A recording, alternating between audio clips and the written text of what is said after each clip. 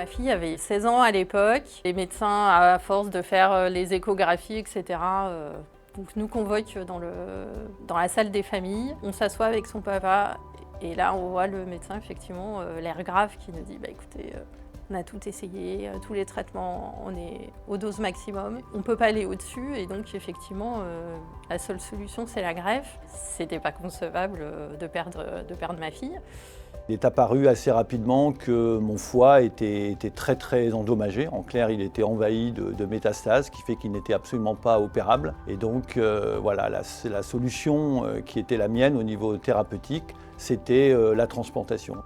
Je suis néphrologue pédiatre à l'hôpital Necker Enfants Malades à Paris. C'est prendre en charge donc, des patients en insuffisance rénale chronique, de tout petit jusqu'à l'âge de jeune adulte. Parfois c'est assez urgent, parfois ça l'est moins. Mais c'est très important de pouvoir les rassurer, de rassurer leur famille. Là a commencé, on va dire, un compte à rebours. Chaque jour, chaque heure était interminable. Parce que on voit son enfant souffrir et on se dit est-ce qu'elle va tenir le coup? Je pense que c'est cette attente qui est anxiogène pour soi-même et pour tous les proches autour de nous qui attendent. C'est difficile d'être malade alors que vos congénères vont parfaitement bien.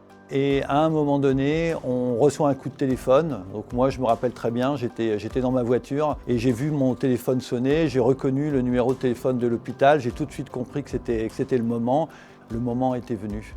Et puis est arrivé le jour où, en pleine nuit, ma fille m'appelle et elle me dit « Maman, ça y est, c'est l'heure, il y a un greffon qui arrive, je vais pouvoir être sauvée. » La greffe, c'est du soleil au bout du tunnel, mais il reste malgré tout dans un tunnel et c'est faire que la lumière persiste. Et à un moment donné, c'est une libération. On se réveille en réanimation. Ça y est, votre fille, elle est réveillée. Quoi? Comment ça? Ça y est déjà?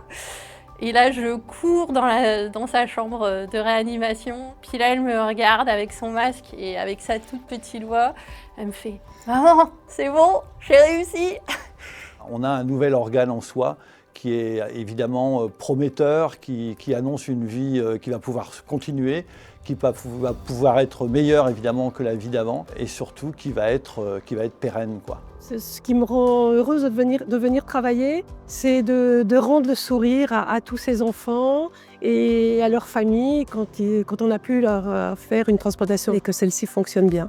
Elle va pouvoir revivre grâce à une famille qui a accepté de donner ses organes. Ce don, c'est pas un acte anodin de la part de cette famille. C'est pas évident, mais ça permet de sauver plusieurs vies puisque on peut récupérer plusieurs organes.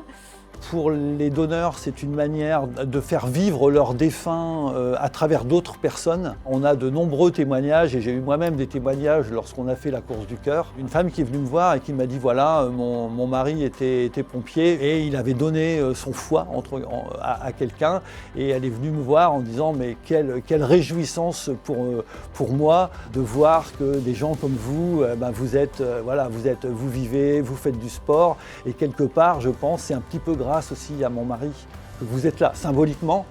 Elle a passé son bac un mois après, son bac de français. Cette année, elle passe son bac. Elle a repris le sport, qui était le tennis en l'occurrence.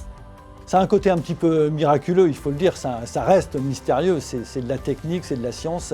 Et en fait, je pense qu'on y croit que quand on l'a vu et que quand ça s'est fait.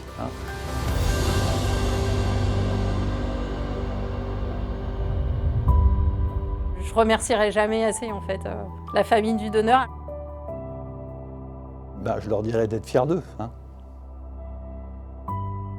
Ils ont tous des histoires particulières qui nous touchent. Aucun enfant ne nous laisse indifférents.